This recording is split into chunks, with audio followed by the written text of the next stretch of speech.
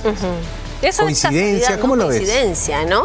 Sí, a propósito de ese tema, Santiago, vamos a conversar justamente con quien conoce muy de cerca y bastante de lleno además este caso en el que está, o los casos en los que está involucrado Fray Vázquez Castillo, y es el ex abogado del expresidente Pedro Castillo, Benji Espinosa, a quien ya tenemos en imágenes a esta hora de la noche. Doctor Espinosa, muy buenas noches, bienvenido a Latina Noticias. Buenas noches, doctor. Muy buenas noches, ¿cómo están? Bien, qué gusto verlo después de tiempo. Recordamos antes de empezar la entrevista que usted ya no es abogado del presidente Pedro Castillo, que usted dejó de serlo aquel 7 de diciembre cuando el presidente dio este mensaje a la nación, ¿no? Entonces, con ese paréntesis que también puede ser interesante para la audiencia, empezamos la entrevista, doctor. De frente, ¿cuál cree que es usted la trascendencia? ¿Cuál puede ser el impacto de que Fray Vázquez Castillo ahora esté en manos de la justicia? Bueno, definitivamente estamos hablando de una entrega que tiene todos los ribetes de haber sido coordinada y planificada tanto con la Fiscalía como con la Policía. Esto nos da un primer indicador, porque cuando una persona se entrega y tiene una orden judicial de prisión preventiva, lo que tiene que ir es a las oficinas del Poder Judicial, al despacho del juez que le ordenó la prisión y ponerse a derecho. Es una expresión jurídica que se utiliza. Entonces, cuando uno tiene una orden de prisión, va al juez, va al fiscal y a la policía. Si es que lo hace con la Fiscalía y la Policía, entonces se prenden las alarmas de que aquí estaríamos frente a un caso de colaboración eficaz. Porque sí, la policía recibiría la información coordinada y supervisada por la Fiscalía en un proceso reservado, autónomo, que sigue su curso paralelamente con la carpeta fiscal de investigación por el caso Tarata, en el que Fray Vázquez podría estar revelando información que la Fiscalía no conoce. Doctor Espinosa, eso es lo que quería que nos ahonde también. ¿Qué es o en qué casos está involucrado Fray Vázquez Castillo, que es en el caso Puente Tarata? Pero ¿cuál es la imputación que se le hace a él y qué información podría tener que podría brindar a la Fiscalía si es que decide someterse eventualmente a una colaboración eficaz? Sí, básicamente la imputación que se ha levantado en su contra tiene que ver con el vínculo con el expresidente Castillo, dada su condición de sobrino, y algunos favorecimientos que podría haber hecho concretamente dentro del poder público. En el caso del Puente Tarata, lo que se está investigando es si es que este proceso de contratación fue dirigido a raíz de un acuerdo concertatorio, es decir, si es que confluyeron las voluntades criminales para poder entregar la obra a una determinada empresa, un consorcio que es el que ganó, a cambio de beneficios, a cambio de dinero concretamente. Entonces, eso podría, señalarse en cuanto a la imputación. ¿Qué podría brindar? Podría brindar si es que él fuera culpable, y entonces decide aceptar los cargos, no contradecirlos, decide abandonar la actividad delictiva si estuviera realizando una, y debería entregar información eficaz. Información eficaz es, y es importante precisar, una información que la Fiscalía no podría conocer sin que lo aporte el aspirante a colaborar.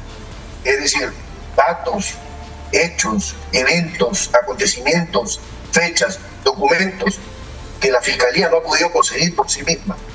Conforme la investigación fiscal no ha podido conseguirla de las entidades públicas, no ha podido conseguirla de testigos, y el colaborador va a arrojar luz sobre un terreno sombrío y oscuro que tiene la Fiscalía. Básicamente de eso trata la colaboración eficaz. Ahora, doctor Espinosa, teniendo en cuenta eso, ¿cómo lee usted el mensaje que puso el presidente Castillo hace 2 días cuando dice, después de más de un año, no han logrado demostrar las imputaciones en mi contra? No lideré una organización criminal. Por eso pido a todos los que se encuentran al margen de la ley que se pongan a derecho. ¿Cómo podemos entender esto? Porque también parece el presidente estar calculando que efectivamente después de un año de su salida del poder, de tenerlo en prisión, no ha habido un avance concreto en las investigaciones. O sea, la justicia peruana está en debe en el caso de Castillo y el presidente parece entenderlo y por eso pone este mensaje como diciendo, ven, están investigando varios meses pero no llegan a concluir nada contra nosotros. ¿Cómo lee usted este mensaje que puso el presidente el día sábado a las 10:22 de la noche, 27 de enero del 2024? Yo lo resumiría en la frase de que Castillo lo que quiere decir es: me han detenido para investigar cuando debió haber sido al revés. Han debido investigarme para lograr concretar mi detención y cerrar un caso que ya está casi listo, porque recordemos que la prisión preventiva se da cuando un caso está casi cerrado, porque la ley y la jurisprudencia uniformemente lo que le exigen es sospecha grave, es decir, casi certeza de responsabilidad en el delito, de autoría en el crimen. Y entonces Castillo lo que dice: me tienen un año, más de un año en prisión, estamos de diciembre, que ocurre en diciembre de 2022, más de un año y todavía no han cerrado un caso. Y cuando digo cerrar quiere decir condena, sentencia, fallo de fondo, no investigación, ni siquiera acusación. Entonces tiene sentido lo que dice, y tiene razón, porque las prisiones preventivas están mal utilizadas. Y el mensaje para la sociedad es: la prisión preventiva es igual a una condena. El que está en prisión preventiva es el culpable. El que está tras los barrotes es aquella persona que ha cometido un delito. Y eso no es así. La prisión preventiva es una medida simplemente para asegurar el proceso. La prisión no equivale a condena. Ni la libertad ni la comparecencia equivale a absolución. Son medidas procesales temporales, cautelares. Doctor Espinosa, a propósito de lo que usted menciona, ¿cuál es su opinión respecto a este pedido del Ministerio Público para darle 34 años de prisión al expresidente Pedro Castillo, justamente por ese mensaje del golpe de Estado, donde también además la Fiscalía, o según la hipótesis de la Fiscalía, sabían de este mensaje la exministra Betsy Chávez y el entonces asesor, que también había sido presidente del Consejo de Ministros, Aníbal Torres, que ellos le habrían redactado este mensaje? ¿Le parece excesivo que se haya pedido 34 años de prisión o es lo que merece este eventual delito? Me parece que el caso del supuesto intento de rebelión es una acusación sobre un hecho que no es delito. Y voy a explicar por qué. El centro de gravedad del caso consiste en explicar cuándo se configura o cuándo se comete el delito de rebelión tipificado en el artículo 346 del Código. Y la ley penal lo que señala es que comete rebelión o se rebela aquella persona que se alce en armas para deponer un gobierno legalmente constituido o para variar la forma constitucional del gobierno. Entonces, para que haya tentativa, la tentativa significa iniciar a cometer el delito pero no consumarlo, iniciar con su ejecución pero no terminar la obra, no terminar de pintar el cuadro criminal. Eso es lo que significa la tentativa.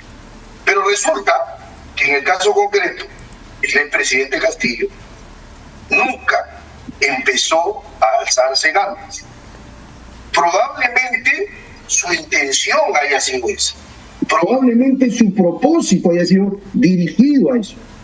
Pero en la medida en que los actos materiales, concretos, tangibles, mensurables, verificables de alzamiento en armas no se han producido en la realidad, entonces no puede hablarse de tentativa de rebelión. Eso está vinculado al tema precisamente de la otra imputación, que es grave atentado contra la tranquilidad pública, y el de la conspiración. Doctor, recordamos que este es su punto de vista sobre el caso de rebelión contra Pedro Castillo. La Corte Suprema, el juez San Martín, más bien ha validado la tipificación delictiva, explicando incluso el juez San Martín de que la categoría de jefe supremo de las Fuerzas Armadas y de la Policía Nacional le daba al presidente, digamos, reforzando esa figura del alzamiento en armas. En todo caso, este es un debate técnico, legal, pero quería volver a los casos de corrupción que implican a Fray Vázquez y al poco nivel de avance que muestran. En este caso, claro, el presidente Castillo juega un poco a su favor diciendo: ha pasado un año, no me tienen nada claro en la investigación, pero ¿por qué no avanza la investigación, usted cree? La Fiscalía, o en este caso, quienes están a cargo de ese equipo de fiscales que investiga caso Puente Tarata, caso ascensos policiales, caso Gabinete en la Sombra, caso obras en Ministerio de Vivienda en región Cajamarca, no están avanzando a paso debido, no hay testimonios, falta pruebas? ¿Por qué no se avanza, digamos? ¿Cuál es el problema en esa investigación o cuál es el desafío en todo caso? Me parece que tuvieron para armar el caso sospecha reveladora. Es decir, había suficiente información para imputar cargos a las personas, pero no la había de manera tan acabada como para pedir una prisión preventiva. Repito, cuando se pide la prisión preventiva es porque ya la Fiscalía investigó, porque la Fiscalía simplemente tiene que cerrar unos puntos en materia de lo que ha sido investigación, y la prisión lo que genera es cierro la investigación para acusarte, para llevarte a juicio y lograr la condena. Esa lógica es la lógica convencional que, por ejemplo, ha sostenido tribunales tan importantes como la Corte Interamericana de Derechos Humanos. Un Estado no puede detener para luego investigar, debe investigar para detener. Entonces, ¿en qué está fallando? Está fallando en que se está subvirtiendo ese orden. Detengo un conjunto de personas, ¿no es cierto? Genero con eso bastantes aplausos, bastante beneplácito de la comunidad, de la sociedad, pero no necesariamente eso tiene un correlato en la fortaleza del caso. Entonces creo que lo que está fallando es poder cumplir con esta figura de que yo primero investigo. Cuando tengo un caso muy sólido, más sólido que una acusación, muy fuerte, muy sólido, recién pido la prisión. Pero acá está pasando al revés, estoy deteniendo a las personas para que sobre eso investiguen. Interesante. ¿Cree que había un tema político detrás más que legal? Bueno, sí puede ser una interpretación válida, porque si es que vas en contra de los estándares interamericanos convencionales que son vinculantes y de obligatorio cumplimiento, la pregunta es, ¿y por qué no sigues el derecho? ¿Qué otras voces distintas al derecho estás siguiendo? Noto también una crítica, digamos, hacia la labor fiscal en el sentido de que no se avanza como es debido. Ahora, ¿con qué elementos cuenta un fiscal para avanzar? Porque a Pedro Castillo se le aprobó el levantamiento del secreto de las comunicaciones, levantamiento del secreto bancario.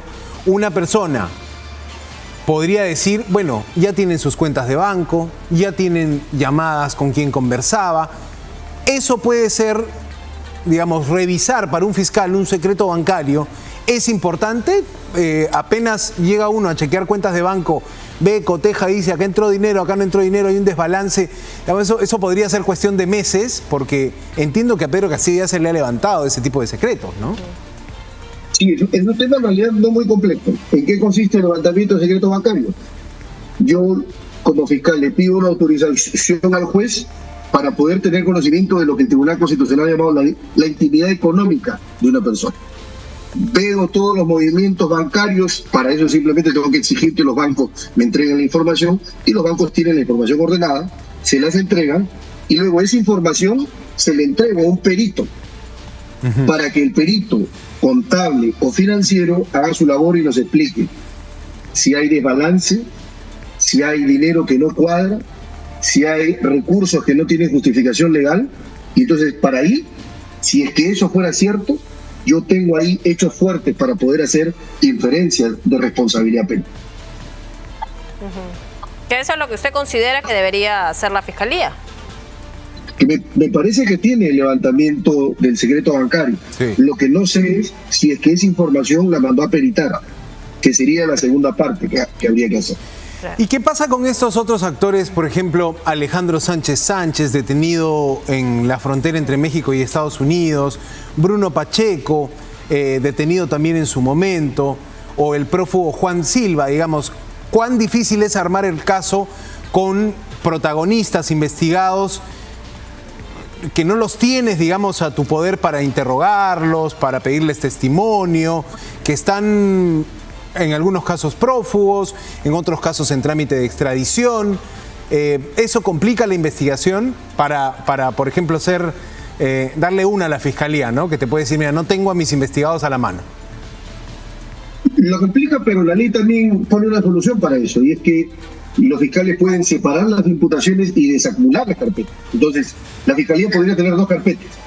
La carpeta con la gente que tengo presa, a la que tengo que darle prioridad, tengo que actuar de manera urgente, diligente, exhaustiva y seria, y a las personas que no están, que se han puesto a buen recaudo y no afrontan la investigación y están o escondidas o en otro país, en fin. Entonces, creo que siguiendo esa estrategia se podría avanzar más. Además, es una estrategia que tiene un imperativo convencional, porque el artículo 7.5 de la Convención Americana sobre Derechos Humanos, de la que el Perú es parte y por tanto obliga a todos los jueces peruanos y los fiscales a entender el razonamiento, dice que toda persona tiene derecho a ser juzgada dentro de un plazo razonable y ser puesta en libertad, sin perjuicio que el proceso continúe. Es decir, que el 7.5 del Pacto de San José obliga a que el Estado, en este caso los fiscales, tengan un tratamiento prioritario y diligente con los presos, separando de la situación de los que no están en prisión.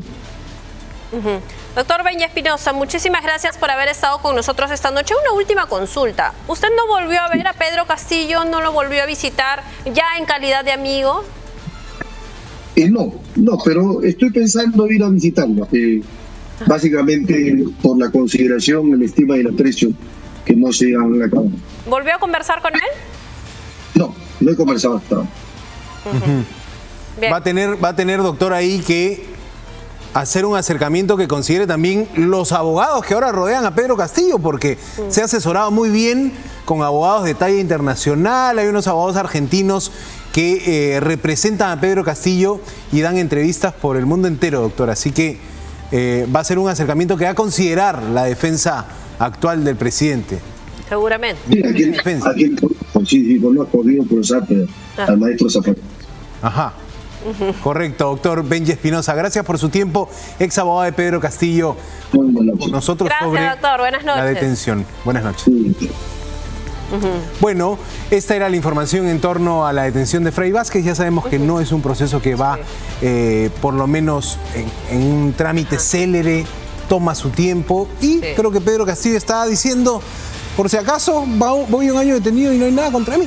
Claro, esto es más un jalón de orejas a la fiscalía, ¿no? Que quizá para compensar eso dice, te presento un detenido en este... A propósito de